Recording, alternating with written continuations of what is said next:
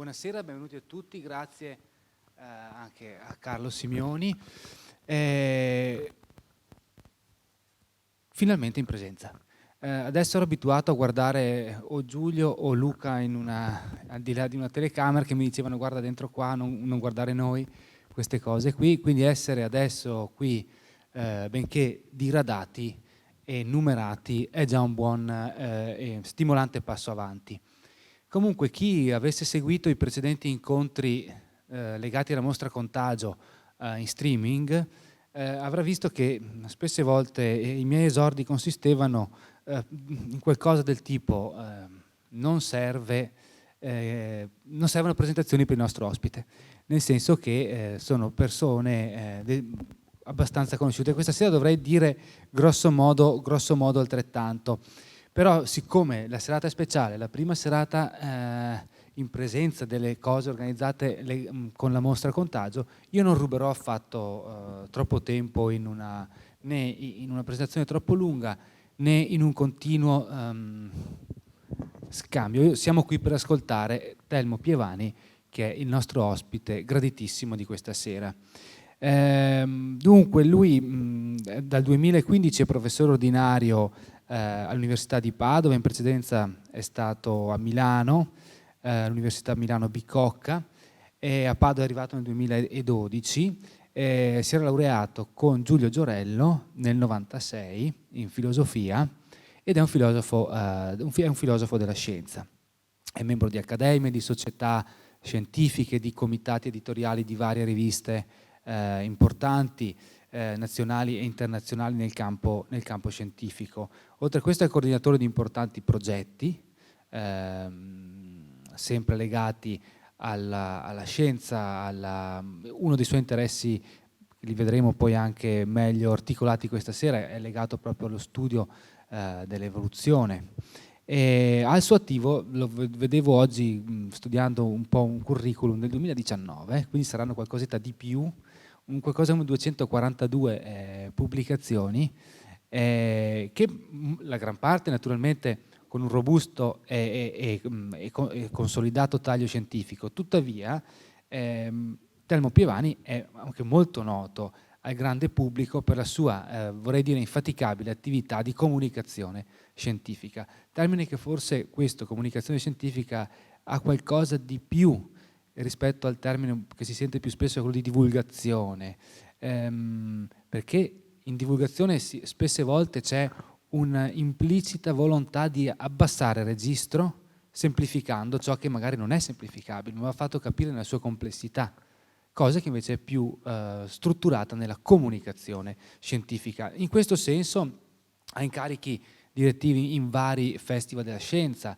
collabora con il Museo della Scienza di Trento, se non sbaglio, è una firma del Corriere della Sera, scrive spesso sulla lettura, che è l'inserto domenicale, una collaborazione regolare con Radio 24 e con Radio 3 Rai, libri per ragazzi e una serie di pubblicazioni e tutta un'altra attività editoriale sulla quale poi tornerò, perché mi stavo dimenticando del fatto che è autore di progetti teatrali e musicali sempre in tema scientifico, e speriamo che uno di questi non possa essere visto proprio qui a Castelfranco nei mesi a venire.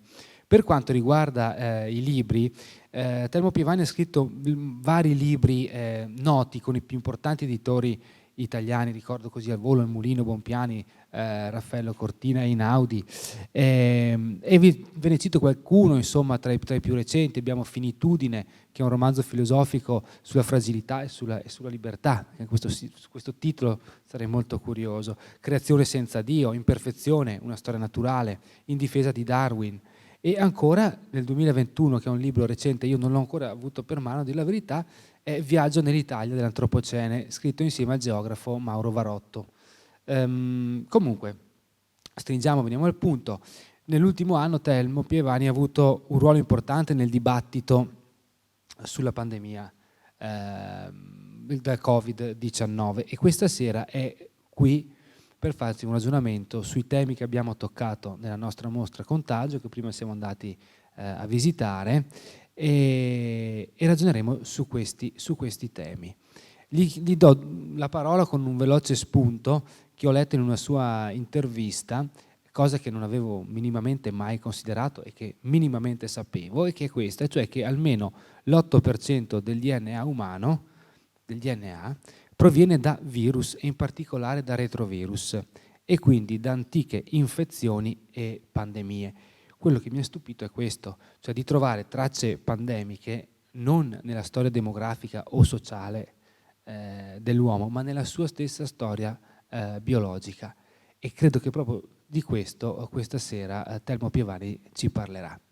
Io vi ringrazio, gli lascio la parola, dopodiché a fine della relazione potrete fare delle domande senza microfoni usando un tono di voce consono alla sala. Grazie a tutti, buon ascolto e la parola a Telmo Piovani. Grazie.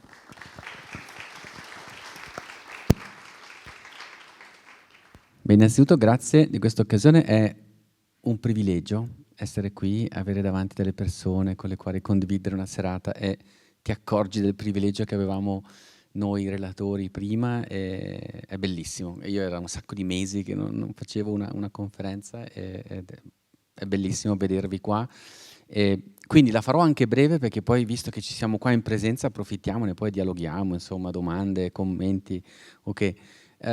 Io non ho preparato una conferenza prima perché volevo prima vedere la mostra e non l'avevo vista, è molto bella, è una bellissima narrazione con queste parole chiave, voi sicuramente l'avrete vista tutti essendo qua e ovviamente il taglio che Matteo ha dato alla mostra un po' me lo aspettavo, però mi ha colpito molto, è il taglio, diciamo, della continuità. Vedere che cosa succedeva nel 500, nel 600 e vedere che avevano il modello di autocertificazione, che succedevano un po' cose molto analoghe a quelle che sono successe nel 2020. Fa impressione, no? E allora ho pensato che potremmo, visto che poi citavi l'8% del DNA umano, ragionare insieme di questa questione. Ma cosa c'è stato di nuovo e di antico in questo dramma che ci ha colpito nell'ultimo anno e mezzo? Poi io sono bergamasco e dalle mie parti veramente ha picchiato duro. Nella mia famiglia ci sono state, insomma, abbiamo perso mio papà, mio fratello maggiore, non ci sono famiglie a Bergamo che non abbiano avuto perdite gravissime, quindi veramente ha colpito durissimo. Allora, cosa c'è di nuovo e di antico in quello che è successo? Allora, se uno vede questa mostra, ovviamente pensa giustamente che ci sono degli elementi di continuità fortissimi, in fondo, no? Le pandemie ci sono sempre state, e quello che a me colpisce molto, se andate anche a vedere la mostra, giustamente Matteo ha scelto, trovate dei pezzi di Tucidide naturalmente, di Lucrezio, stiamo parlando di 2000 anni fa, e poi d'accordo, Manzoni, Camus, La peste e così via. Quello che, se voi osservate e leggete bene quei testi, vi accorgete che soprattutto, al di là dei singoli dettagli che erano molto simili nelle pesti del passato, è lo schema di comportamento umano che si ripete tutte le volte. C'è quello che io sono un evoluzionista, li chiamiamo pattern, cioè schemi di comportamento. Quindi arriva, ci sono i primi sentori, c'è l'incredulità iniziale, non ci si vuole credere che sta per arrivare il contagio, che sta per arrivare la pandemia, ed è successo anche questa volta. Poi c'è un lungo, di solito, periodo di sottovalutazione, che c'è stato anche questa volta, tra dicembre, gennaio e febbraio del 2020. Poi cosa succede? La pandemia funziona sempre nello stesso modo, hai l'impennata dei casi, e a quel punto, nel giro di pochi giorni, hai il panico, la paura, quello che è successo tra la fine di febbraio e poi la dichiarazione del lockdown il 9 di marzo dell'anno scorso. E anche questo è successo tutte le volte. È successo nel 1530, è successo nel 1600, è successo nella peste del 300. Poi, se andate a vedere lo schema di quello che succede dopo, anche quello è lo stesso, che Camus nella peste lo racconta benissimo, no? Il panico, la ricerca di una causa o di una colpa, il capro espiatorio, un altro schema che c'è sempre, è stato studiato da molti antropologi, no? E E potrei andare avanti ancora. La fine della prima ondata c'è sempre anche nella peste, quindi il desiderio subito di ricominciare, l'estate scorsa, e poi ti arriva la seconda ondata in autunno. Altra, giustamente avete scelto anche seconda ondata come altro parola chiave della mostra, eccetera, eccetera. Ci sono tantissime analogie. Quindi uno potrebbe dire, in fondo, quello che è successo questa volta l'avevamo già sperimentato tante volte, abbiamo reagito nello stesso modo.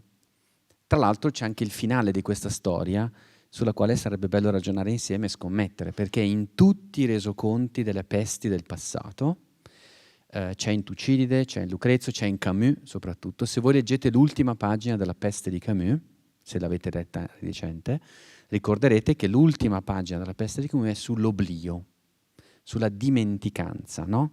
La peste a un certo punto se ne va, e sappiamo che se ne va in modo misterioso. Ancora oggi i miei colleghi epidemiologi non sanno esattamente perché se ne va. Però la peste è un bacillo, no? È Yersinia pestis, è una cosa un po' diversa. Però in fondo vale anche per le pesti virali come quella che ci ha colpito questa volta. Hanno i loro tempi, hanno i loro ritmi, arrivano, hanno delle ondate, poi calano, poi si tornano. Dopo varie ondate a un certo punto vanno sotto traccia, come dice Camus. E succederà anche a questa volta, anche con questa, no? Noi impareremo a convivere con questa pandemia grazie ai vaccini, poi piano piano, col sistema immunitario, ondata per ondata, anno per anno, entrerà dentro il patrimonio doloroso degli agenti patogeni con i quali dobbiamo convivere. Nell'ultima pagina della peste, Camus cosa dice? Dice, a un certo punto la peste se ne va e a quel punto scatta un meccanismo umano profondissimo, dice Camus, che è la rimozione, no? Il volersi dimenticare di tutto il male assurdo che la natura ti ha portato. E allora festeggiano, non so se vi ricordate, fanno i fuochi d'artificio ad Orano e le ultime righe della peste di Camus sono e quindi sollievo, oblio, e intanto il bacillo della peste è già in cammino verso un'altra città che si crede felice. Sono le ultime parole della peste di Camus. È in cammino verso un'altra città che si crede felice. Ci arriverò alla fine del mio discorso a questo, perché ovviamente la speranza che abbiamo tutti noi che osserviamo razionalmente questo fenomeno è che almeno stavolta non ci sia l'oblio finale, no? Cioè che appena la campagna vaccinale avrà tutti i suoi effetti sperati, che un po' possiamo già monitorare, eccetera, eccetera, quando ne saremo fuori non dovremmo dimenticare, lo dico anche da bergamasco sinceramente, non dovremmo dimenticare quello che è successo questa volta. Però ecco, dobbiamo essere realisti e tenere presente che tutte le altre volte abbiamo dimenticato. Ok? Questa è una cosa importante, no? Nel senso che quello schema di comportamento ci dice come noi ci muoviamo normalmente ed è il pezzo di storia che manca ancora, perché noi adesso ne stiamo faticosamente uscendo, a un certo punto vedrete che tutte le misure si allenteranno e a quel punto torneremo alla nostra vita di prima. Questo è un punto importante sul quale mi piacerebbe ragionare poi con voi, no? Come facciamo a fare in modo di non dimenticare tutto quello che è successo? Bene, se uno si ferma qua potrebbe dire, vabbè, ma allora non c'è niente di nuovo in quello che è successo quest'anno con il Covid-19. E invece vorrei farvi vedere in pochi minuti, se riesco, che in realtà quello che è successo questa volta ha degli elementi di eccezionalità, ha degli elementi di novità, che non ci sono mai stati in tutte quelle pesti che vengono raccontate benissimo nella mostra Contagio. Potrei chiedervi, potremmo fare un questionario su questo, cosa c'era di eccezionale. Allora, in realtà nulla per quanto riguarda la parte, diciamo, medica. Questa è stata una pandemia che ci ha colpito così duramente, lo sapete, ve l'hanno detto in tanti, però il mio punto di vista, ve lo dico fin da subito, è molto diverso da quello che sentite normalmente, perché io sono un evoluzionista, quindi io non faccio il virologo, l'epidemiologo, quelli li avete sentiti in televisione, li sentite tutti i giorni. Il punto di vista che secondo me manca tanto in quello che è successo in questa pandemia è uno sguardo un po' del tempo profondo, che è lo sguardo che abbiamo noi, no? Che studiamo i processi evolutivi. Allora, come diceva giustamente Matteo, un dato interessante è appunto che se tu vai a guardare dentro il nostro DNA, circa l'8%, ma in realtà è un po' di più, come diciamo, per prudenza, l'8% del nostro DNA, cioè di tutto il materiale genetico che abbiamo in ognuna dei nuclei delle nostre cellule, e ne abbiamo 30.000 miliardi di cellule nel nostro corpo, in ognuna di quelle c'è il DNA, questo DNA è lungo in ognuna di queste cellule 2 metri, quindi pensate quanta informazione genetica c'è nel nostro corpo, ognuna di quelle 30.000 miliardi di cellule ha dentro 2 metri di filamento di DNA, tanto è compattato dentro. Di questi 2 metri, l'8% è fatto di sequenze virali, cioè sono fatte di virus. Cosa ci fanno i virus dentro lì?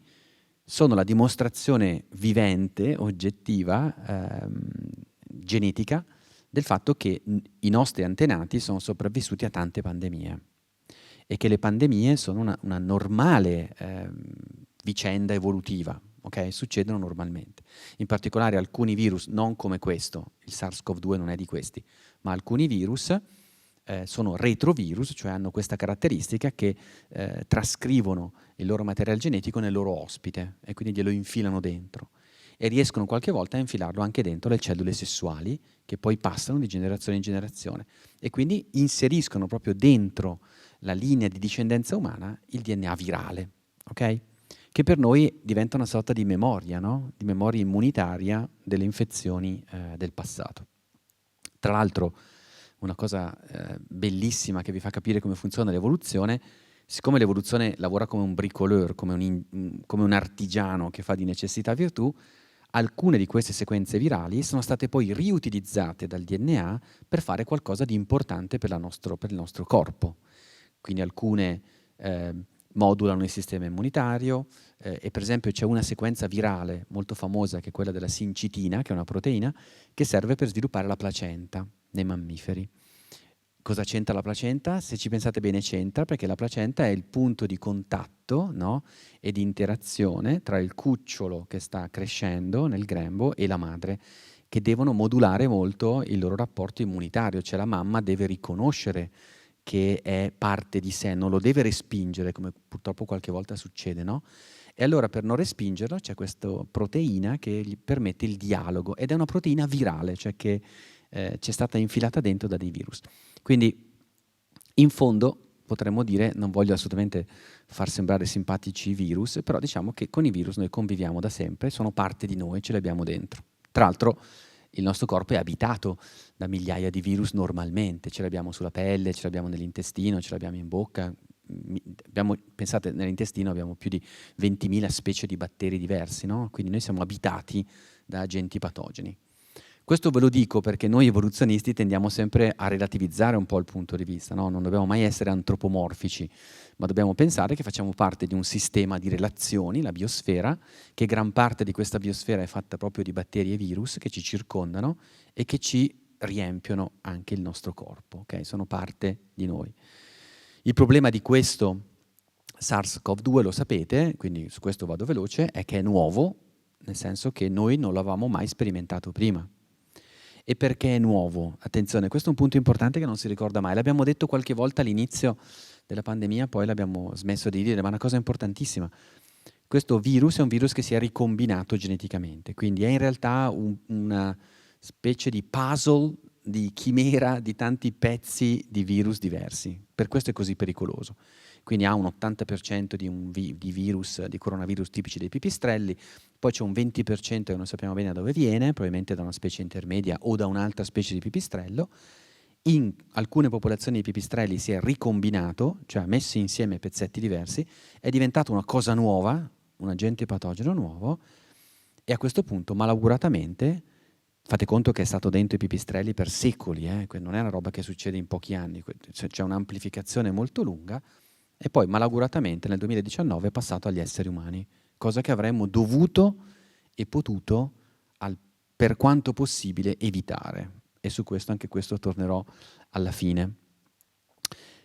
Quindi, essendo nuovo geneticamente, è stato il patatrac, perché il nostro sistema immunitario non lo riconosce, perché ha delle strategie di infezione nuove, con tanti asintomatici, per esempio, no? Vi ricordate l'anno scorso, a febbraio, quando qualcuno diceva vabbè, ma è un coronavirus, i coronavirus che danno l'influenza sarà un'altra influenza, un po' più cattiva del solito, giusto? Era la cosa giusta da pensare a quel momento lì, perché era la cosa più prevedibile che dovesse succedere.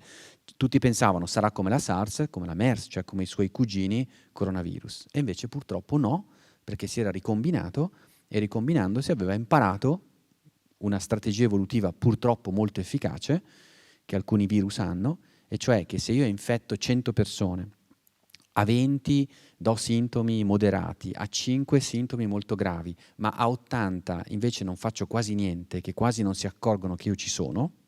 Per me, per me virus è l'ideale, perché ho un sacco di vettori, di persone che possono diffondermi senza che nemmeno se ne accorgano. Giusto? E questo è quello che ci ha sorpreso e ci ha fatti fritti, perché questo ci ha fregato nei primi mesi e da quel momento in poi la dinamica è andata fuori controllo. Quindi gli scienziati non sapevano. Anche questo è un altro punto importante per me, cioè SARS-CoV-2 è la dimostrazione dell'ignoranza della scienza. Detto da un filosofo della scienza sembra un insulto, invece non lo è, la scienza è ignorante. Alla scienza non bisogna chiedere certezze, perché la scienza si basa su ipotesi, si basa sul fatto che molto spesso non conosciamo nuovi fenomeni naturali, ok? E molti miei colleghi, secondo me, in questo periodo hanno sbagliato quando veniva posta loro una domanda su qualcosa di incerto, no? E si arrampicavano sui vetri, cercavano ipotesi, speculazioni. Certe volte, quando a uno scienziato si fa una domanda su qualcosa di incerto, la risposta più giusta è non lo so, ok? Cioè non lo so, non lo sappiamo, stiamo cercando di capire, ok? Quindi ci ha colti impreparati gli scienziati, ovviamente i sistemi sanitari, la politica e tutto quanto. Però questo era già successo anche le altre volte. Anche altre volte la peste sembrava sempre cogliere di sorpresa le sue vittime, perché arrivava sempre in modo imprevedibile, ok? Allora, è stata una pandemia nuova per il tipo di virus che ci ha colpito. Poi però c'è un altro elemento di novità ed è quello su cui mi fermo qualche minuto perché non ne parla mai nessuno e mi fa molto arrabbiare questa cosa, però invece è quello di cui dobbiamo discutere adesso, oltre ai vaccini, eccetera. Da dove vengono le pandemie? Le pandemie vengono sempre dallo stesso posto, ok? Almeno quelle di cui stiamo parlando adesso, poi c'è qualche eccezione, ma facciamola semplice. Vengono dagli animali. Questo perché? Perché i virus non possono vivere da soli, devono sempre stare dentro qualcun altro, sono dei parassiti obbligati, quindi se mi arriva un virus nuovo vuol dire che è stato coltivato, amplificato in qualche altro animale. E sono le storie che vedete nella mostra, no? I bovini, il fatto che il contagio colpisce prima gli animali e questo era considerato un cattivo presagio, giustamente, perché quando partiva un focolaio epidemico in un animale, che potevano essere bovini o suini, dipendeva, era un brutto segno, perché vuol dire che stava per succedere qualcosa di brutto. Vero, era una conoscenza intuitiva, ma scientificamente corretta, perché vuol dire che stava per avvenire lo spillover, cioè il passaggio, la tracimazione dall'animale all'uomo. Quindi il vaiolo, il morbillo, no? Il tifo, la peste bubonica, la peste polmonare, la peste petechiale, tutto il catalogo di questi contagi sono arrivati tramite gli animali, si chiamano zoonosi, no? Lo sapete che quando noi euroasiatici abbiamo pensato di aver scoperto l'America, quando gli euroasiatici hanno incontrato gli amerindi si sono scambiati tutti gli agenti patogeni, anche quello è stato uno spillover, no? Però uno spillover umano, nel senso che tra uomo e uomo. Gli euroasiatici hanno portato di là tifo, colera, morbillo, che ha portato, sapete, a un genocidio sostanzialmente epidemico degli amerindi. 40 milioni si stima, 50 milioni sono stati uccisi come le mosche da questi agenti patogeni. Quindi anche questa è una vecchia storia, anche questo lo sappiamo.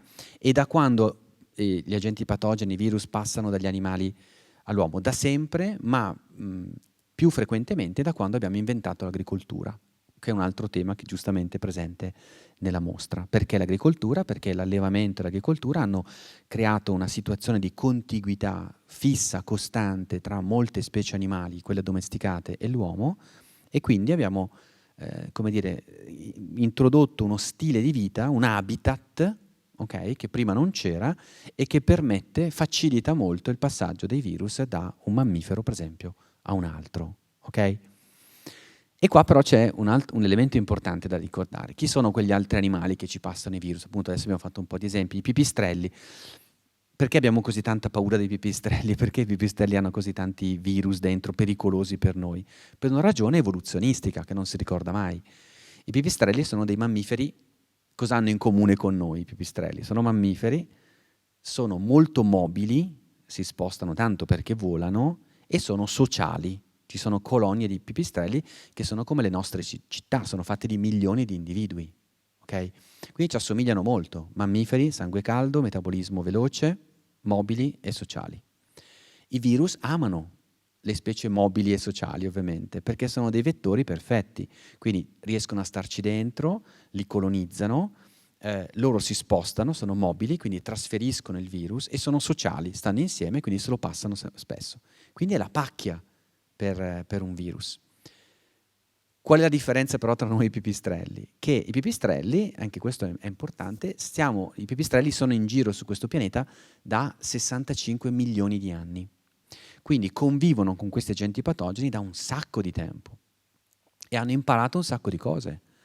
Se noi avessimo un sistema immunitario come quello dei pipistrelli non ci sarebbe stata questa pandemia, perché i pipistrelli hanno inventato nell'evoluzione una cosa fantastica, loro hanno un sistema immunitario modulare.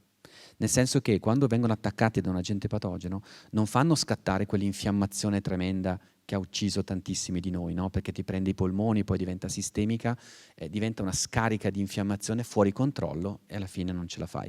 I pipistrelli mai ce l'hanno, perché hanno un modo di reagire al sistema, all'agente patogeno modulato, quindi riescono a modulare, quindi riescono a difendersi senza mai avere questa infiammazione così forte. Una cosa bellissima. Tant'è vero che finalmente, sottolineo io, adesso sono partite delle linee di ricerca per capire quali sono i segreti molecolari del sistema immunitario dei pipistrelli, perché se riusciamo a capire quali sono quelli e riusciamo a simularli con dei farmaci per noi, sarebbe il massimo. E io da evoluzionista dico, alleluia, cioè ci voleva il Covid-19 e tutti questi morti, questa tragedia, per riuscire a capire che bisognava fare una ricerca di base sui pipistrelli, perché sono fondamentali per capire come difendersi da queste pandemie. Sono mammiferi come noi, quindi ci assomigliano abbastanza, dovrebbe funzionare, no? Riuscire a copiare la loro strategia. Adesso piano piano ci si arriverà, lo si sta studiando. E noi invece, rispetto a loro, noi siamo un disastro dal punto di vista immunitario. Perché? Perché noi siamo nati in Africa 200 millenni fa. Fate una proporzione. I pipistrelli convivono con i virus da 60 milioni di anni. Noi siamo nati in Africa 200.000 anni fa, cioè ieri, da un punto di vista evolutivo. Noi siamo una specie giovanissima. Pensate che da quando è iniziata Homo sapiens, cioè la nostra specie, a oggi, sono passate 8.000 generazioni e basta. 8.000 generazioni sono niente, vuol dire che voi, con i registri, quelli che ci sono nella mostra, non lo vedete molto bene, voi partite da oggi, andate indietro, non so, voi, vostro nonno, il nonno del nonno, poi il nonno del nonno, del nonno del nonno, dopo 4.000 passaggi soltanto siete all'inizio della specie umana, ok? Non c'è, dietro ci sono altre specie, non ci siamo noi, ok? Quindi con 8.000 generazioni non c'è stato tempo per il nostro sistema immunitario di abituarsi a tutti questi agenti patogeni, di sviluppare tutte quelle strategie che hanno i pipistrelli. Okay? Noi ci salviamo con il vaccino, altrimenti è una strage tutte le volte, giusto? Allora, anche questa è una cosa importante che relativizza un po' il nostro essere al mondo, no? Il nostro anche sentirci dominatori del mondo. Noi rispetto agli agenti patogeni siamo deboli, siamo vulnerabili. Questa pandemia è stata proprio un'epifania di vulnerabilità, no? Abbiamo capito che ci eravamo dimenticati di essere vulnerabili, ok? E questo è già un elemento, se vuoi, che possiamo mettere nella categoria ciò che c'è di nuovo in questa pandemia. Però se fosse così, vabbè, uno potrebbe dire abbiamo la medicina, abbiamo le biotecnologie, ce la caveremo. Sì, il problema è che ci sono altri due elementi di novità che non dobbiamo dimenticare. Brevemente, quando c'è stata l'ultima grande pandemia come questa, la spagnola, giusto? Di cui tutti hanno parlato e che è esattamente un secolo fa. Che differenza c'è tra... fate questo esercizio che non fa nessuno ma è molto importante, provate a guardare la situazione dal punto di vista del virus, ok? Quando arriva la spagnola ci sono al mondo meno di 2 miliardi di persone, quindi noi per il virus siamo un serbatoio di 2 miliardi di individui, ok? Non ci sono i voli intercontinentali, pochissime persone volano, pochissime persone si spostano dalla loro regione d'origine, quindi diciamo che per un virus siamo un buon ospite, ma possiamo anche fare di meglio. Continuano a preferire i pipistrelli, tutto sommato. Un pipistrello può volare in giro, può diffondere un virus molto meglio di noi. Un secolo dopo, la differenza qual è? Siamo quasi 8 miliardi quasi il 56% di questi 8 miliardi, 56% vive in città, quindi vive in colonie, ok? La dico dal punto di vista del virus, e abbiamo i voli intercontinentali e siamo una rete globale di commerci, trasporti, turismo, siamo diventati una specie globale. Noi, per un virus, siamo la specie perfetta. Siamo l'ospite perfetto per un virus. Diciamo che, come ha detto un mio collega scherzosamente, i virus hanno un sogno e il loro sogno è fare spillover in Homo sapiens. Ok? So che è cinico da dire, però è così. E se non impariamo a ragionare mettendoci dal punto di vista del nemico, il nemico non lo battiamo, dicevano molti generali del passato. Se vuoi sconfiggere un nemico, devi imparare a ragionare come lui. E noi non stiamo ragionando come il virus, noi siamo troppo antropocentrici, ok? Allora, un altro elemento di novità che non c'è mai stato in tutte le pesti che vedete rappresentate in questa mostra, ok? È che se voi andate a vedere la densità demografica di quando veniva colpito Castelfranco Veneto, quando veniva colpita Venezia, vedete i dati, no, di Venezia, 46.000 morti, la prima, all'incirca la stessa cifra, quella del 600, che corrispondono a un terzo e alla metà della popolazione. Ok? Quindi colpisce tantissimo, ma colpisce una popolazione decisamente più ridotta, a parte che Venezia è assolutamente spopolata, che è tornata ad avere gli abitanti di allora, però includiamo anche Mestre, eccetera, non c'è confronto. Ok? Quindi una differenza fondamentale, inedita, che non c'è mai stata prima, è che oggi siamo 8 miliardi e abbiamo delle modalità di comunicazione e di spostamento che sono l'ideale per un virus. Ok? Vado a concludere, perché uno potrebbe dire, vabbè, quindi cosa ci vuoi dire? Che non dobbiamo più crescere, non dobbiamo più andare in aereo, non dobbiamo più andare in treno? No. Naturalmente nessuno di noi vuole che noi rinunciamo alla nostra socialità. Quindi è chiaro che una strategia per sconfiggere e limitare l'impatto di una pandemia non può essere il distanziamento sociale. Lo facciamo adesso perché ne abbiamo bisogno per uscire da questa pandemia, no? Ma non può essere una soluzione permanente. Tutti vogliamo tornare allo spritz, andare in vacanza e abbracciare gli amici, viva Dio, perché siamo una specie sociale. Quindi quella strada, quella è una novità che ci dobbiamo tenere, no? Siamo più vulnerabili agli agenti patogeni perché ci piace essere una specie sociale. Siamo cresciuti un po' troppo demograficamente, ma questo è un altro discorso che adesso non possiamo affrontare. Ma c'è un'ultima novità che ancora una volta stiamo rimuovendo.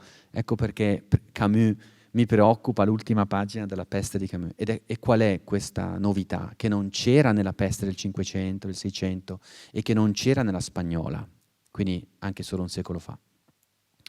La novità è che noi da circa 30 anni, 25-30 anni, siamo entrati in una fase che i tecnici, gli esperti chiamano era pandemica e non la chiamano così a caso. Cos'è l'era pandemica? È una situazione in cui questi agenti patogeni non soltanto amano moltissimo venire da noi, purtroppo, ma scriteriatamente noi stiamo mettendo in atto tutta una serie di azioni distruttive nei confronti dell'ambiente che favoriscono fortemente il fatto che questi virus vengano da noi. E questa è la parte veramente triste e molto poco saggia di questa storia. Se noi siamo diventati un ospite perfetto per i virus, se siamo sempre stati attaccati da agenti patogeni e ci mettiamo a deforestare, commettiamo un crimine non soltanto nei confronti della foresta, ma un crimine contro l'umanità. Perché? Perché deforestando noi obblighiamo i portatori dei virus, cioè gli animali che vivono nella foresta, quasi tutti gli animali portatori di virus vivono nella fascia equatoriale tropicale, a uscire dalla foresta e entrare in contatto con gli esseri umani. Ebola, l'AIDS, Marburg, la febbre gialla, l'elenco è infinito, sono passati all'uomo sempre in luoghi di deforestazione, perché deforestando e sostituendo la foresta per esempio con piantagioni o con conurbazioni, con villaggi, miniere e così via, la possibilità di passaggio tra animali e virus, tra virus in animali e l'uomo aumenta tantissimo. Più bracconaggio, commercio illegale di animali esotici. Tu prendi questi animali esotici, li carichi sulle navi, li porti, che ne so, dall'Africa all'Asia perché sono animali che che ne so, nelle medicine tradizionali orientali pensiamo che abbiano chissà quali facoltà terapeutiche, cosa di cui non c'è nessuna evidenza. Quello è un comportamento che aumenta terribilmente la possibilità di passaggio dei virus dall'animale all'uomo. Non basta, poi li prendi, questi benedetti animali, li metti nei wet markets, che tutti abbiamo imparato a conoscere con questa pandemia, tipo quello di Wuhan, che se voi guardate una fotografia di cos'è un wet market tipo quello di Wuhan, adesso tardivamente hanno cambiato un po' le regole, ma se vedevate cos'era quello del 2019, è l'habitat perfetto dello spillover. Perché tu prendi questi animali, un po' sono vivi, un po' sono morti, tutti appiccicati uno all'altro, con le gabbie una sopra l'altra, quindi i liquidi corporei di uno passano su quegli altri. Vivi e morti, macellati sul posto. Guardate le fotografie, la gente a mani nude che li tocca, ok? Sia gli inservienti sia i clienti che li prendono. Guardate le foto, ci sono alcuni inservienti che si prendono queste bestie e se le mettono a dorso nudo addosso. Cosa volete che succeda in un posto del genere? Il virus fa il suo mestiere, non vede l'ora di fare il salto di specie, tu gli crei l'habitat perfetto perché lo faccia e lui lo fa. Questo non c'era nella peste del 500 e del 600, un comportamento di questo tipo. Arrivava coi topi, con i parassiti dei topi, arrivava sulla base dei primi commerci, certo, ma non c'era questa creazione di habitat perfetti per lo spillover. Perché è importante ricordarsi questa cosa?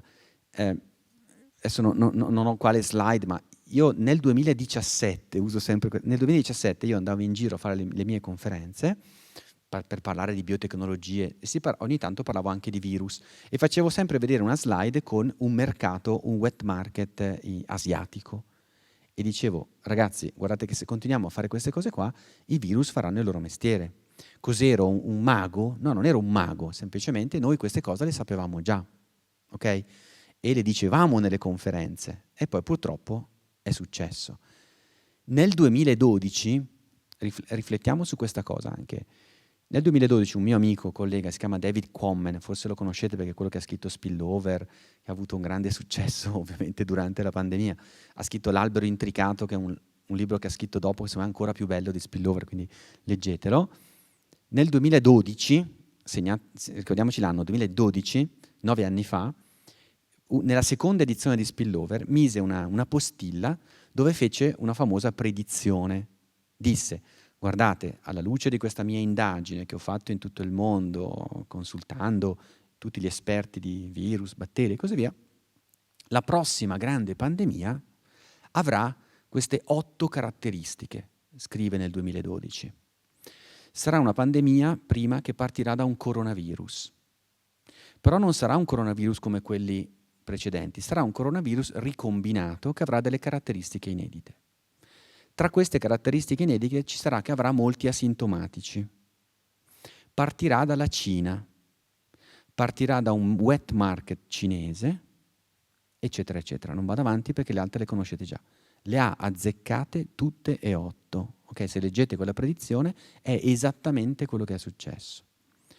Allora uno, rileggendosi questa cosa 9 anni dopo, dice, ma chiediamoci, ma perché noi, tutti noi abbiamo questo problema, perché non ascoltiamo le predizioni scientifiche? Perché le ignoriamo quasi completamente? Potrei fare lo stesso esempio con il riscaldamento climatico, giusto? Potrei fare lo stesso esempio con la deforestazione, potrei fare un sacco di altri esempi. Vi ho fatto l'esempio della pandemia, di una predizione.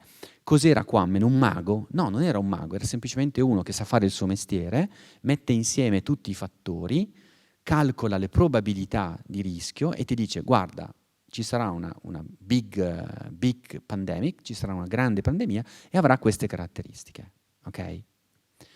È un po' come se uno ti dicesse, guarda che tu hai costruito la tua casa sopra una faglia tettonica e ci sono delle buone probabilità che a un certo punto ci sarà un terremoto catastrofico. Tu non sai quando ci sarà il terremoto catastrofico. Potrebbe essere nel 2019, nel 2021, però sai che ci sarà un terremoto catastrofico. Cosa vuol dire? Vuol dire che vivi su un territorio dove c'è un rischio sismico. Ecco, noi viviamo su un pianeta in cui siamo fatti in modo tale che abbiamo un rischio pandemico, di cui nessuno si è interessato mai. sostanzialmente. Sapete che gli unici paesi che avevano dei piani pandemici seri sono la Finlandia, il Vietnam e pochi altri, cioè un po' la Corea del Sud e basta. Ce ne siamo totalmente disinteressati. Persino gli Stati Uniti, che sapete il Pentagono è molto attento, no? Ha una lista, sapete che il Pentagono ogni anno stila una lista di tutti i pericoli che corrono i cittadini statunitensi, il terrorismo, il climate change, eccetera. Le pandemie erano giù sotto, totalmente sottovalutate, ok?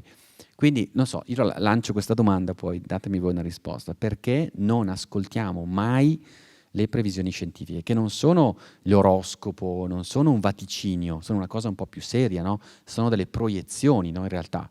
Cioè, lo scienziato non ti dice cosa succederà nel 2050. Se ti dice questo non è uno scienziato serio.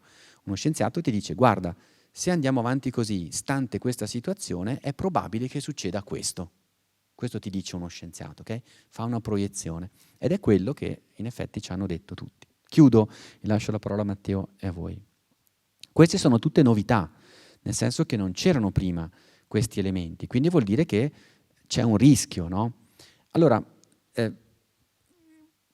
chiudo soltanto con 2 esempi di perché un discorso di questo tipo non è soltanto filosofia, ma è molto pratico. Cosa ci insegna un punto di vista evoluzionistico sulla pandemia? Vi faccio solo 2 esempi. Ti insegna, primo, che il vaccino è la soluzione? Sì, è un'invenzione meravigliosa, questi qua li abbiamo trovati in 9 mesi, è stata un'impresa scientifica strepitosa, pagata, ve lo ricordo, quasi per l'80% da fondi pubblici. Ok? Quindi adesso i vaccini li vendono 4 aziende o 4 consorzi di aziende, ma quelle aziende hanno ottenuto il vaccino grazie a fondi pubblici. Ok? Non hanno rischiato in proprio, hanno rischiato con i soldi vostri, ok? Delle vostre tasse. Quindi sarebbe leggermente etico che dopo che hanno guadagnato il giusto, perché nessuno vuole che siano samaritani, ma dopo che hanno guadagnato il giusto, da quel giusto in poi il vaccino sia un bene pubblico, giusto? Ma di questo non si può parlare, è eresia, perché appena dici questo subito sei accusato di essere un socialista radicale, eretico, no? Però in realtà non è una violazione del libero mercato, vuol dire tu azienda, grazie all'aiuto mio dello Stato, hai ottenuto questo risultato, sei stata brava, sei arrivata per prima, hai trovato un vaccino che funziona. Io Stato calcolo quanto guadagni tu mediamente in 10 anni su un tuo farmaco e te lo do. Quindi tu il tuo guadagno medio lo hai garantito, ma da lì in poi il vaccino è un bene pubblico universale, gratuito per tutti. Si può fare questa cosa, nessuno vieta di farla, ma a nessuno viene in mente di farla perché? Perché siamo dentro tutti un sistema per cui bisogna fare così per forza, altrimenti sei contro il libero mercato. Ma non è questo il punto. La domanda era: i vaccini sono la soluzione? No. Scandalo, perché non sono la soluzione? Perché i vaccini sono la soluzione a questa pandemia, a questa emergenza, al Covid-19, e grazie ai vaccini noi impareremo a convivere senza danni con questa SARS-CoV-2. Ma là fuori, e non dico una parola a caso, ci sono circa 150.000 altri virus pronti a ricombinarsi ed arrivare nella specie umana. Quindi la soluzione è il vaccino, che tutte le volte che arriva un virus nuovo ripetiamo da capo tutto quello che è successo stavolta, aspettiamo 9 mesi andar bene che arrivi il vaccino e intanto fermiamo il mondo? È palese che non può essere questa la soluzione. Quindi qual è razionalmente la soluzione? È ricerca scientifica, quindi vaccini, farmaci il più possibile, il più velocemente possibile, ma poi ridurre la probabilità delle pandemie, cioè ridurre il rischio che succeda di nuovo. Quindi per ridurre il rischio che succeda di nuovo bisogna smettere di deforestare, di cacciare illegalmente gli animali esotici, di fare i wet market, di fare tutti quei comportamenti che favoriscono il rischio pandemico. Non ci metterà al sicuro una volta per tutte, però è come, anziché vivere in una zona con un rischio sismico 5, cominciare a vivere a rischio sismico 4, 3, poi magari 2, cioè capite? Diventare sempre un po' più sicuri. Questo è quello che dovremmo fare in modo lungimirante. Perché non lo facciamo? Perché questa si chiama prevenzione, no? E la prevenzione non la vuole fare nessuno. I politici non vogliono fare prevenzione. Perché? Perché la prevenzione costa, devi intervenire con delle azioni costose, i cui effetti benefici li godrà qualcun altro. Non li godi tu, politico. Tu spendi e ci guadagnano chi? I nostri figli, i figli dei nostri figli. Quindi non conviene dal punto di vista politico. Quindi noi non facciamo prevenzione sostanzialmente. Interveniamo sempre sull'emergenza, ci lasciamo sorprendere con un sacco di retorica. Un'altra cosa interessantissima che vi faccio notare nella mostra: tutte le volte che salta fuori una pandemia tornano fuori antichi refrain filosofici, il castigo della natura, la natura che ci punisce, facciamoci perdonare dalla natura. Una volta c'era il castigo divino, no? Come vedete nella mostra. Adesso c'è il castigo della natura, ma non cambia molto, no? È sempre colpa di qualcun altro, Dio con la D maiuscola, la natura con la N maiuscola, qualcuno di lontano, qualcuno che non siamo noi, che ci punisce. Ma in realtà non è così, nel senso che la categoria giusta che dovremmo usare non è colpa, ma è responsabilità, no? Nel senso, noi dobbiamo capire che dobbiamo essere responsabili degli effetti delle nostre azioni, e certe nostre azioni hanno degli effetti costosi in termini ambientali e in termini anche pandemici. Quindi non è un castigo della natura. Noi siamo natura e distruggendo la natura paghiamo delle conseguenze. È diversa l'impostazione, perché altrimenti col castigo della natura è sempre, no? C'è sempre un'entità che non siamo noi, separata, alla quale rivolgerci. Noi siamo la natura, noi siamo parte di un sistema. Una pandemia è l'esempio proprio del fatto che siamo in relazione con tutti gli altri esseri viventi, altrimenti non ci sarebbe la pandemia, giusto? Quindi, prima conseguenza pratica, il vaccino sì, assolutamente, più velocemente possibile, ma non basta il vaccino. Perché dico questo? Perché il mio sospetto, come ci insegna Albert Camus, è che una volta che il vaccino avrà fatto il suo mestiere, basta, è fatta. No, invece non è fatta. È fatta fino alla prossima. Ok? Questa è una cosa molto importante che condividiamo. Tant'è vero che oggi, e mi fa molto arrabbiare questa cosa, c'è tutta una retorica anche nel nostro paese, soprattutto di un certo orientamento politico, ma non mi interessa, che dice dai su con sti vaccini, su veloce vaccino che bisogna riaprire il billionaire. Non è quello il problema. Il vaccino te lo do e riapri il billionaire.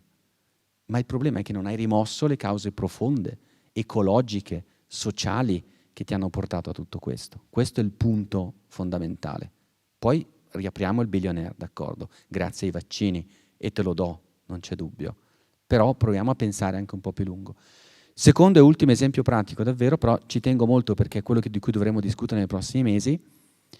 Se quello che vi ho raccontato ha senso dal punto di vista evolutivo, qual è l'errore più madornale che possiamo fare adesso?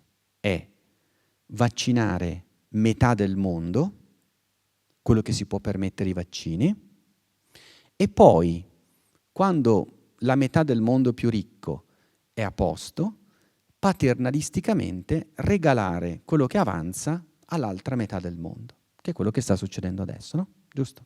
Noi ci vacciniamo, poi nei primi mesi paesi come l'India, il Sudafrica e il Brasile pagavano i vaccini quasi il doppio di come li paghiamo noi. Okay? Adesso abbiamo capito che forse quando noi saremo al sicuro potremo magnanimamente vaccinare gli africani e i sudamericani e gli indiani. Questa è la cosa più imbecille, scusate la parola, più stupida che noi potremmo fare. Perché? Perché intanto che noi facciamo passare il tempo a vaccinare metà del mondo, il virus fa il suo mestiere. E qual è il suo mestiere? Diffondersi, variare. Più virus c'è in giro, più sviluppa mutazioni ci sono, più aumenta la probabilità che nella lotteria delle mutazioni qualcuna permetta la resistenza ai vaccini. Quindi vengono fuori, speriamo di no, ma vengono fuori delle varianti che magari fanno meno male, sono meno cattive perché il virus tende a mimetizzarsi, però sono comunque delle varianti che aggirano il vaccino e poi prendono il primo aereo dall'India, dal Sudafrica, dove volete, e tornano in Europa. Noi sappiamo che succede così, ok? Lo sappiamo per certo che succede così. Eppure cosa stiamo facendo? Stiamo facendo esattamente questo. Quindi la metà del mondo che non può permetterselo diventa un amplificatore ideale del virus e il virus festeggia. Perché io penso che se il virus potesse ragionare ci guarderebbe con stupore e sorridendo dicendo ma siete proprio perfetti per favorire il mio lavoro, proprio siete il mio ospite ideale, lui ci ama tantissimo perché facciamo veramente di tutto perché lui abbia successo. Quindi cosa bisognerebbe fare invece? Fare delle campagne vaccinali che procedano trasversalmente, prima sulle persone più vulnerabili in tutto il mondo e poi progressivamente per fasce d'età in tutto il mondo proteggere tutta l'umanità. A quel punto il virus è finito, è morto, non ha più nessuna possibilità, ok? Ma non lo stiamo facendo. Quindi vedete, sono due esempi pratici, concreti, politici, no? Perché discendono scelte politiche di uno sguardo un po' più lungo, un po' più di prospettiva su quello che ci è successo questa volta. Perché, scusate se mi sono accalorato, ma io sono un po' stufo che anche i miei colleghi scienziati continuino ad analizzare quello che si sta succedendo soltanto con la prospettiva di oggi e settimana prossima e se possiamo andare in vacanza o no. Non è questo il succo della questione. E con questo lascio la parola a voi.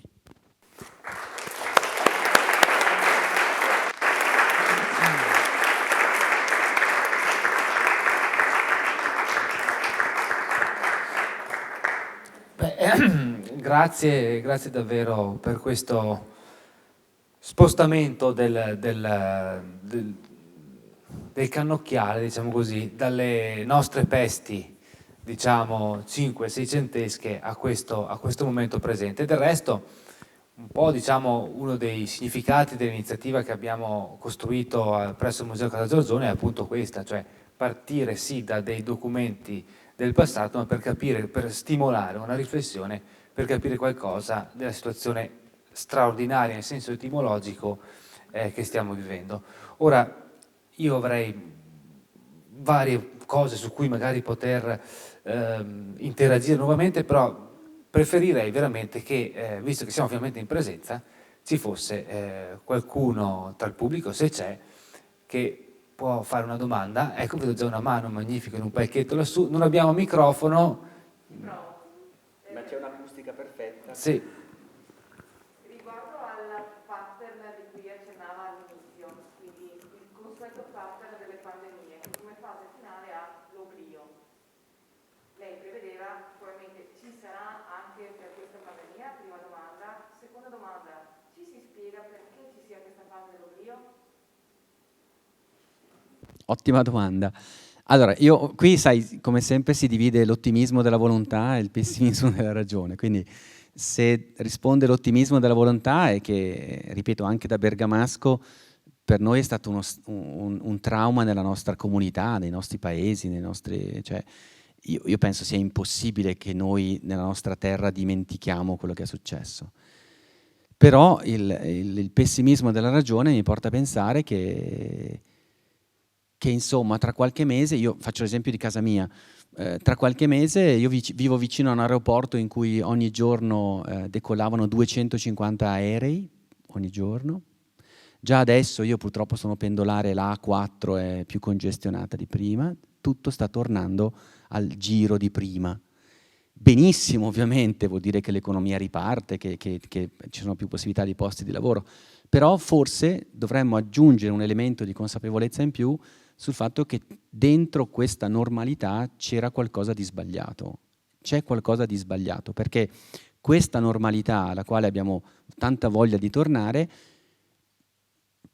io penso che sia molto giusta, io non sono assolutamente contrario ovviamente ad alcun tipo di progresso scientifico, tecnologico, sociale, però quando un certo tipo di normalità comincia a costare così caro, perché il climate change ci sta costando carissimo, le pandemie ci costano molto caro, vuol dire che c'è un problema.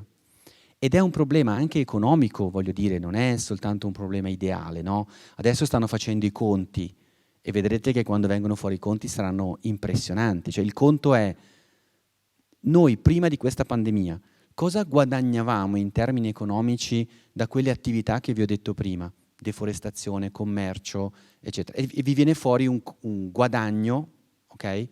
In termini di crescita economica, eccetera. Tra l'altro sbilanciatissimo perché poi sono tutti guadagni che vanno a pochissime persone, eccetera. E sull'altro piatto della bilancia cosa ci è costata questa pandemia? E vedrete che ci sarà una sproporzione, la mia previsione almeno di 1 a 100. Quindi vuol dire che quello che guadagnavi prima è 1 centesimo di quello che ti è costato dopo. non ne vale la pena. Non ne vale la pena neanche da un punto di vista proprio strettamente, brutalmente economico, capisci? Quindi la mia speranza è che questo possa smuovere le cose, possa cambiare un po' le cose, però resta una speranza. Quello che pensano molti miei colleghi, filosofi, scienziati, è una cosa molto pessimista. Io non voglio crederci, anche se temo che forse hanno ragione. Loro dicono: noi affronteremo veramente in modo serio questo problema, che è la grande crisi ambientale dentro la quale siamo, quando i costi saranno ancora più drammatici. E allora a quel punto, come sempre succede davanti proprio all'emergenza, allora faremo qualcosa. Però io spero che non sia così, ecco, che saremo un po' più saggi e un po' più lungimiranti rispetto a questa pessimistica previsione. C'era anche una seconda domanda, ma mi sono dimenticata nel frattempo?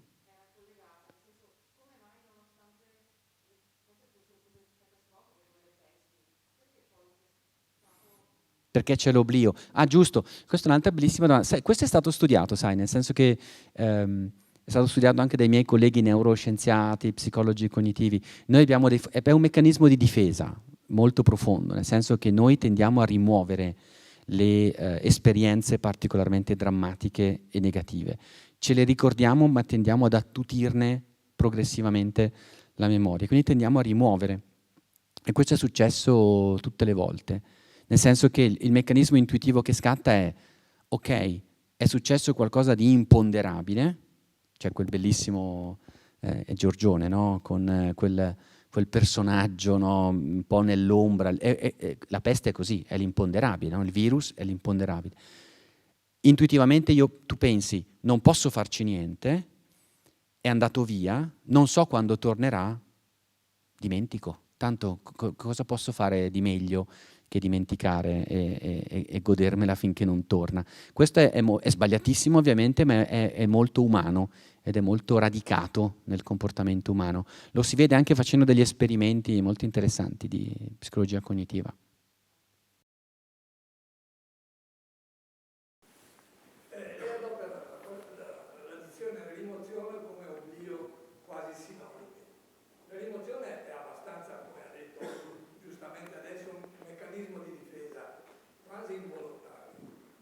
L'oblio è a metà, c'è una condizione di volontarietà e credo che bisogna pensare anche a messaggi distorcenti che favoriscono l'oblio della realtà. Non è una domanda perché non ci credo, ma mettere in giro che è un virus costruito in laboratorio è un sistema di obliare tutto quello che lei ha portato come evoluzionista come la ragione vera. Quindi attenzione ai messaggi che sono induttori di oblio, quindi quasi volontario, per nascondere la realtà delle cose. Sono molto d'accordo, questa è una eccellente osservazione, sono d'accordissimo. Aggiungo anche che questa strategia, questa appunto della cospirazione, è estremamente efficace, funziona tantissimo purtroppo, ha un successo enorme e anche questo lo sappiamo da studi di psicologia cognitiva, dello sviluppo, di neuroscienze, cioè il nostro cervello adora le teorie cospirazioniste, la nostra mente adora le spiegazioni iperintenzionali, dove tu eccedi nell'idea che ci sia un agente nascosto che spiega ciò che tu non riesci a capire. Quindi quella strategia, che sono d'accordissimo, è una strategia di oblio, è efficacissima, ci piace tantissimo, è molto consolante, ti dà una visione del mondo in cui ci sono i buoni e i cattivi, ti mette sempre dalla parte delle vittime, di un establishment nascosto che sta macchinando alle tue spalle. Ci piacciono un sacco queste retoriche e sono pericolosissime. Noi lo stiamo vedendo anche in questi mesi monitorando queste fake news, che è un'altra delle parole che c'è nella mostra, e hanno un successo devastante, che è anche ampiamente sottovalutato. Funzionano tantissimo. Perché se poi tu ci sommi anche la paura, il disorientamento, la situazione di incertezza, questo è una sorta di suadente, non so, non mi viene la parola, è un lenitivo, ecco, è fortissimo per la nostra mente. Mentre chiaramente, ma ne sono consapevole, quello che vi ho detto io dà fastidio. Cioè, quello che vi ho detto io dà fastidio, rompe le scatole. Perché ho detto che siamo responsabili, che dovremmo fare un sacco di cose, che non ci sono capri espiatori, che non è la natura che ci castiga.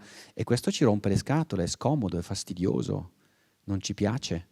E se arriva qui uno che vi dice che forse i cinesi, state attenti perché magari, questo ci persuade tantissimo ed è una spiegazione molto più consolante. Però ecco, questo è un dovere civile, insomma, il filosofo non deve consolare, no? Come Socrate, cioè da Socrate in poi sappiamo, deve farci fare delle buone domande e sviluppare il senso critico, quindi questo è molto importante. E tant'è vero, aggiungo solo quest'ultima cosa, sono talmente potenti quelle fake news che quando ti hanno conquistato è difficilissimo poi convincerti e portarti fuori da quel tipo di logica. Poi però, siccome noi scienziati dobbiamo sempre essere autocritici, anche su questa cosa qui, cioè che il virus è stato fatto in laboratorio, molti miei colleghi scienziati hanno risposto nel modo sbagliato.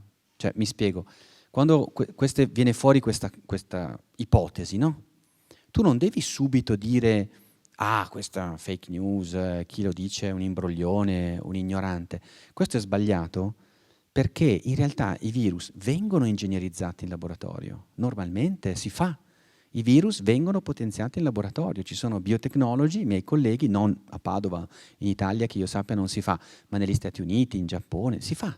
Perché si fa? Perché, secondo alcuni, se io prendo un virus in laboratorio, che ne so, quello della viaria, no? L'H5N1, e lo manipolo in laboratorio, magari cerco di potenziarlo, posso scoprire in anticipo le sue mosse, cioè posso capire in anticipo quali saranno le mutazioni che lui potrebbe acquisire davvero in natura e sviluppare anticipatamente un antidoto o un vaccino.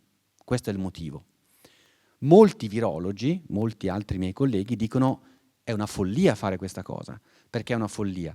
Perché i virus là fuori sono talmente tanti, talmente imprevedibili che tu non riuscirei mai in laboratorio a prevederlo. E in più ti ritrovi con un virus pericolosissimo che tu hai creato in laboratorio. Quindi in ambito scientifico c'è un dibattito su questa cosa qua. Quindi dire che non c'è, negarlo, far finta che non c'è, è tutto pane per i complottisti, no? Tu invece devi dire sì, i virus vengono fatti in laboratorio per questa ragione e una parte della comunità scientifica è assolutamente contraria e c'è un dibattito etico, in alcuni paesi si può fare, in altri no, insomma c'è un dibattito. Dopodiché però rispondi alla domanda, cioè questo qui, SARS-CoV-2, è stato creato in laboratorio?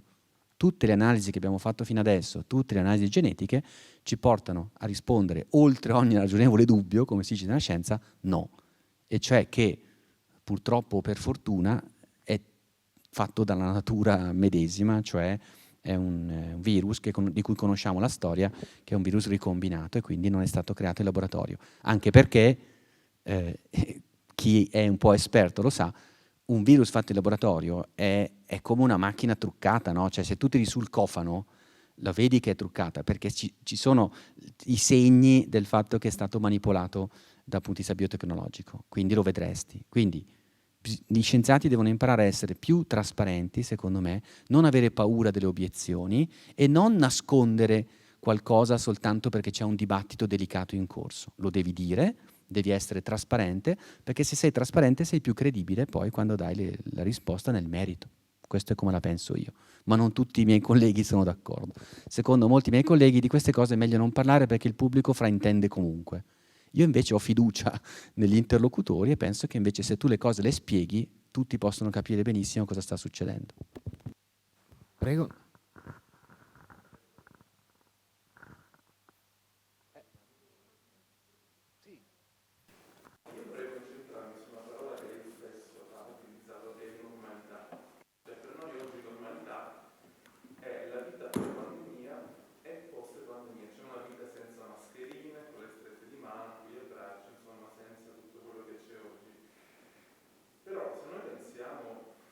A lungo raggio, quindi alla storia dell'Europa, senza andare troppo lontani, degli ultimi 2500 anni, vediamo che è una costante comunque questa peste, quindi forse la normalità è proprio questa, e non c'è una normalità senza pandemia, quindi il fatto di non riuscire a ragionare sul lungo termine e a non sapere guardare indietro è quello che forse condanna la nostra specie.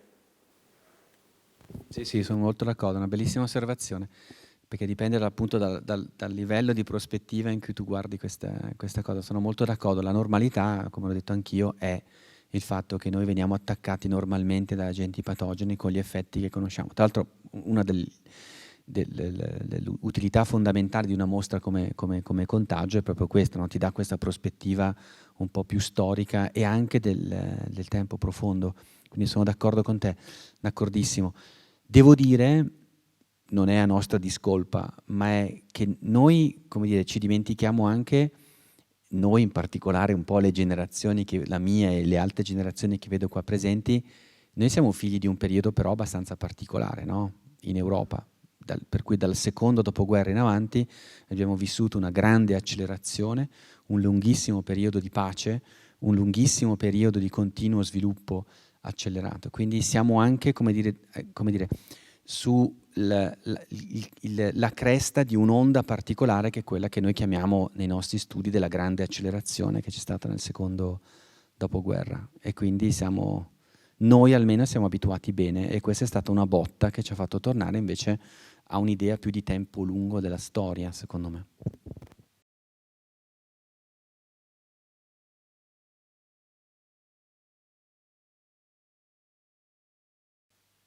Questa è una bella domanda. In realtà il capo espiatorio stavolta, secondo me, si è un po' sfaccettato, nel senso che in certe culture il capo espiatorio è l'animale stesso, nel senso che è l'animale che viene visto come l'untore, ok? Che è la cosa più assurda che si possa pensare, no? Che sia l'animale, che sia colpa dell'animale che ci ha portato il virus. Però questo succede normalmente.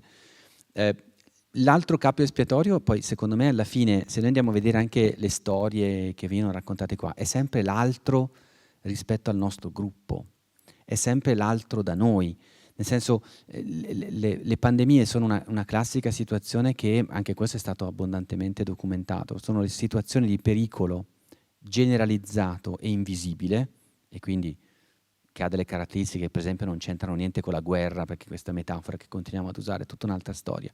Questo è un nemico non dichiarato, generalizzato e invisibile, che però ha un po' lo stesso effetto, cioè di cementare il gruppo, la comunità, la solidarietà nel gruppo. E sappiamo che c'è dentro una grande ambivalenza in questo, perché si crea un noi, che è una comunità, che ci fa sentire forti perché siamo solidali, ma il prezzo qual è? È che ci fa pensare che l'altro da noi sia un pericolo, che l'altro da noi, chi non è dentro questa cerchia del noi, sia quello che porta la peste.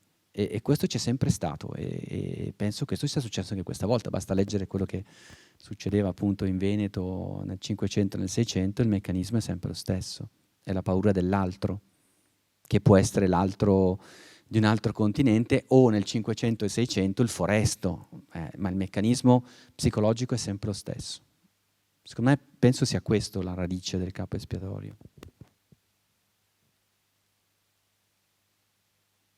Poi aggiungo solo, il castigo di Dio si vede benissimo in anche nei documenti che ha scelto Matteo. Cioè alla fine c'è nel momento del panico l'attribuzione di tutto questo al castigo divino, in modo da autoassolversi e in qualche modo, come dire, non darsi la colpa tra di noi, ma dare una colpa talmente generalizzata che poi non è più di nessuno, ed è Dio che ci ha punito per qualche peccato. E poi lo ringraziamo alla fine e siamo tutti contenti. Tutto deresponsabilizzante, no? Alla fine è tutto un qualcosa che elimina la nostra responsabilità. E la cosa che a me colpisce molto è che se tu sostituisci castigo di Dio con castigo della natura, il meccanismo è sostanzialmente lo stesso, perché è un'ipostasi della natura, cioè c'è una generalizzazione astratta della natura. Voglio chiedere se nello studio diciamo, di questa pandemia nelle popolazioni si è osservato che gli effetti e le risposte sono state più o meno omogenee in qualsiasi punto, diciamo in qualsiasi paese, oppure ci sono state delle popolazioni che hanno risposto in maniera diversa e quindi, non so, magari avevano degli elementi, dei fattori a livello genetico che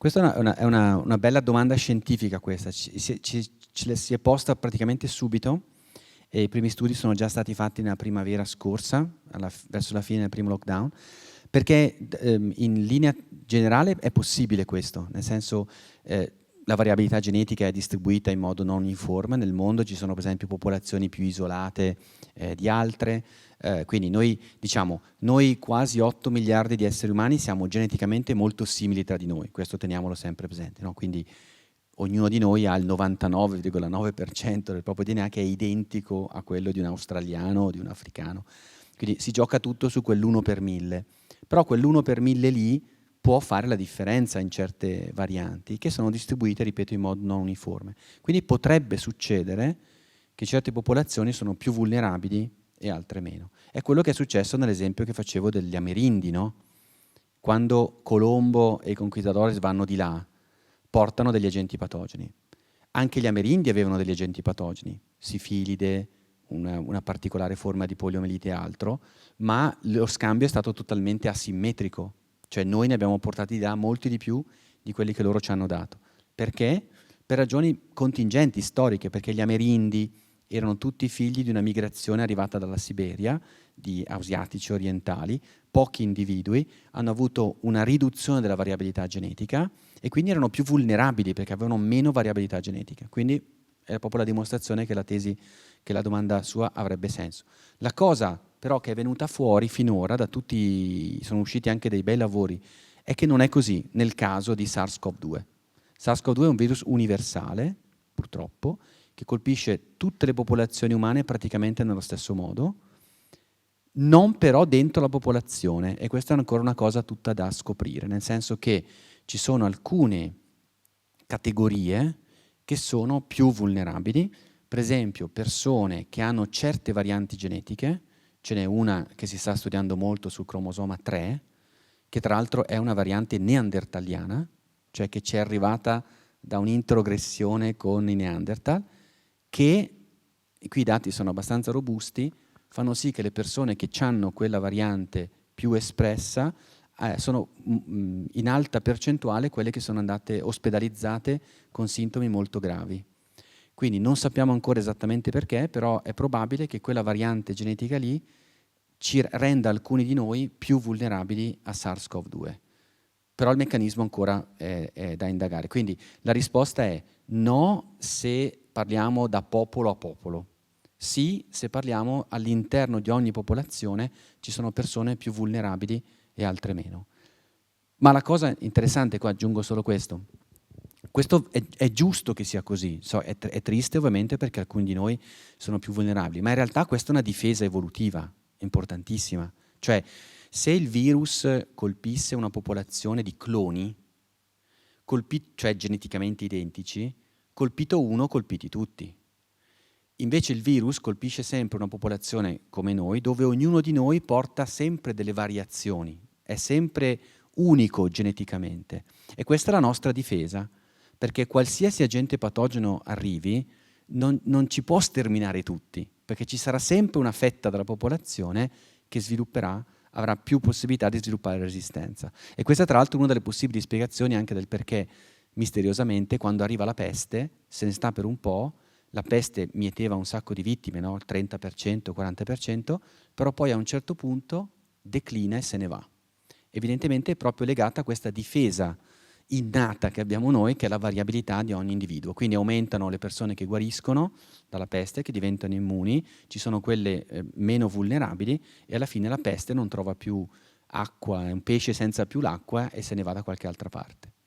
La speranza, però vi dico solo che è una speranza, è che faccia così anche SARS-CoV-2, cioè che col passare delle sue generazioni diventi meno cattivo, diminuisca la virulenza e impari a convivere con noi, perché in fondo è suo interesse. L'interesse del virus non è uccidere, l'interesse del virus è trasmettersi. Quindi una volta che lui ha trovato un equilibrio in cui si trasmette anche senza uccidere, va benissimo dal punto di vista evolutivo. Il problema è che non tutti i virus fanno così. Quindi la speranza è che lui faccia così, però non sappiamo ancora perché bisogna aspettare più tempo e più ondate e più passaggi. Vedo una mano lassù. Sì,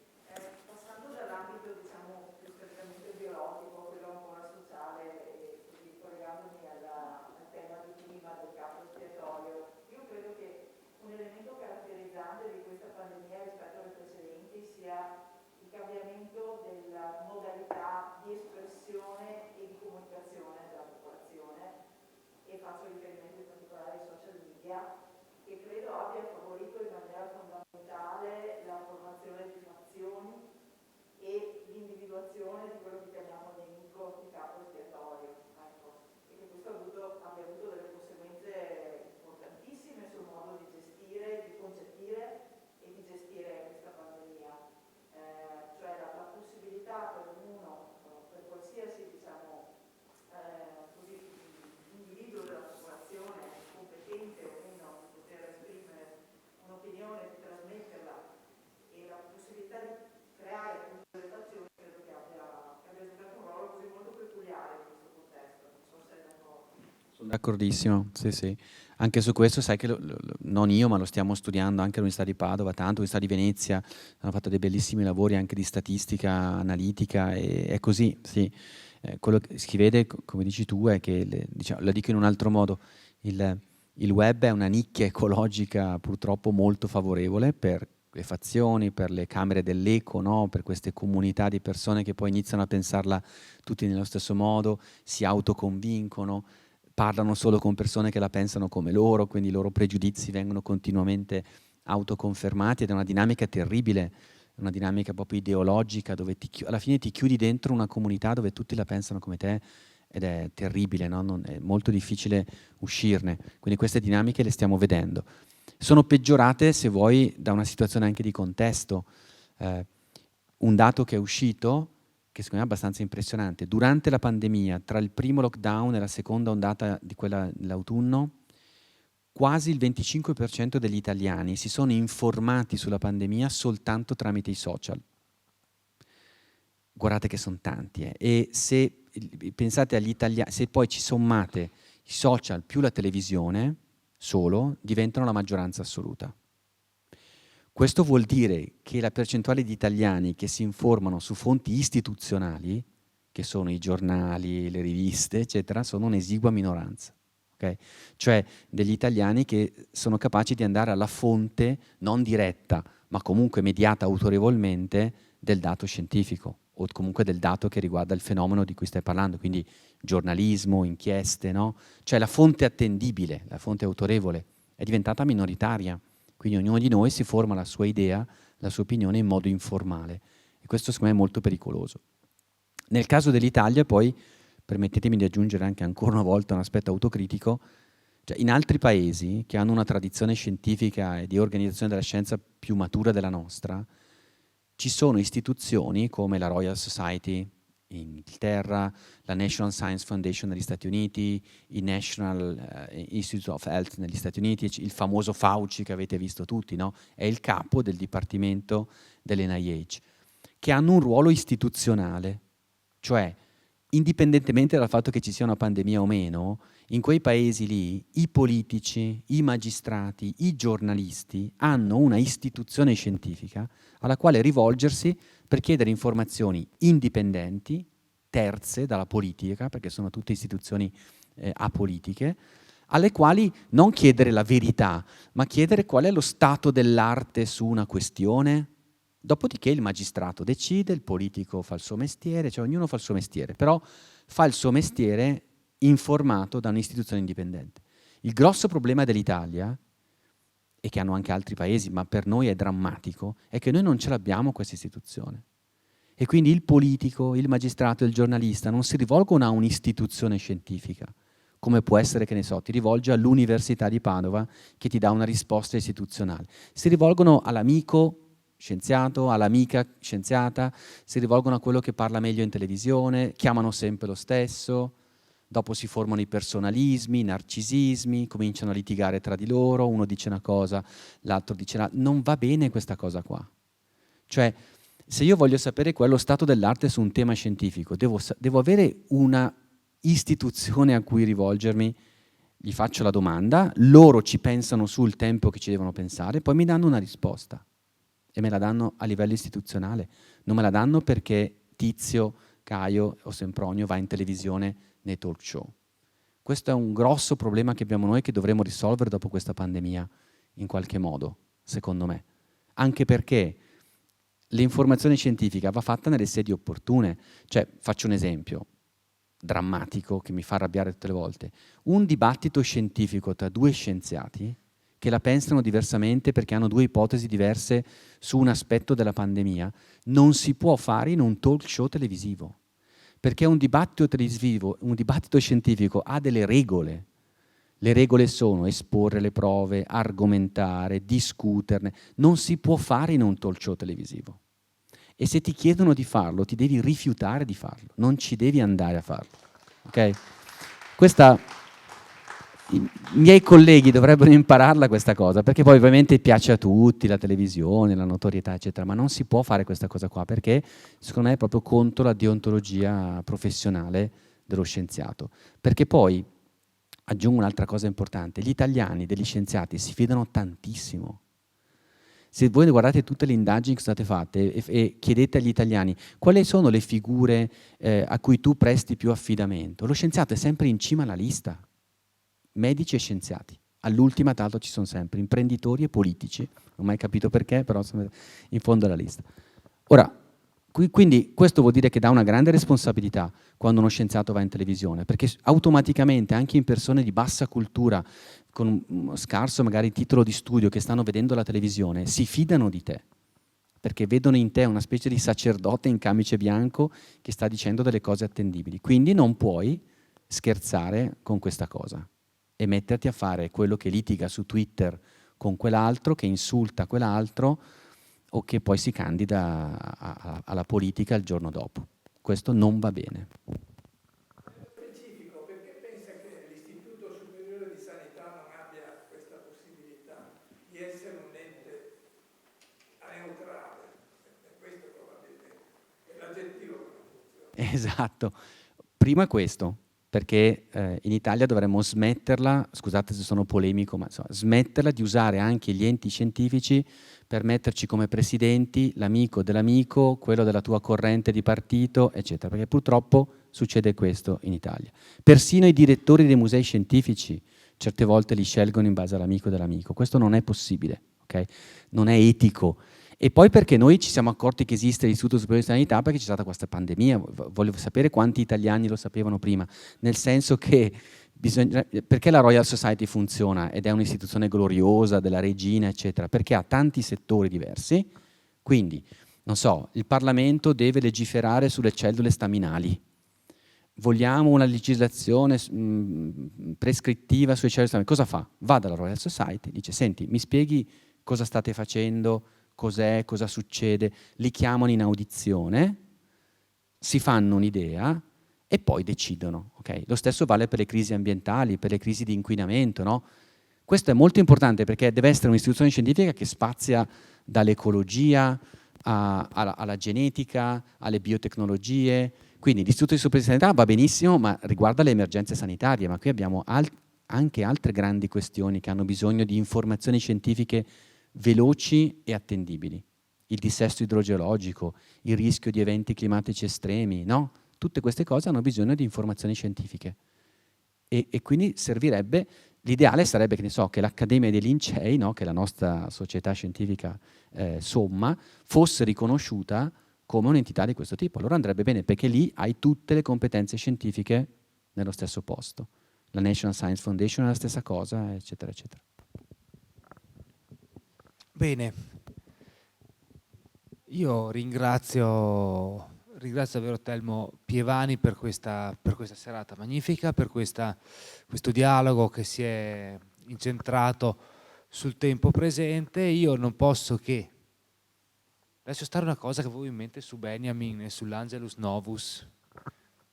Lo diremo in una delle prossime puntate di questi incontri. Io non posso che invitare chi di voi non l'avesse ancora fatto ad andare in museo, che è aperto il venerdì, sabato e la domenica dalle 10 alle 18, e a vedere appunto la mostra Contagio, che oltretutto per volontà dell'assessorato alla cultura dell'amministrazione è a entrata gratuita fino alla conclusione della mostra, che è prevista per il 27 giugno. E poi chissà, speriamo che magari qualche giorno in più si riesca a farlo, se continua ad andare bene. Vi invito inoltre a tenere d'occhio la newsletter della biblioteca, la newsletter del museo, nella quale verrà presto comunicato il prossimo incontro. Anzi, forse vi comunicheremo tutti i prossimi 4 incontri, venendo un po' meno alla quella linea di comunicazione che abbiamo fin qui adottato, che era quella di svelarvi un ospite alla volta. Quindi vi teniamo ancora un po' in suspense per notificarvi i prossimi incontri più in là. Quindi ancora grazie a Telmo Pievani, grazie a voi, e adesso seguite le istruzioni di Carlo Simioni per l'uscita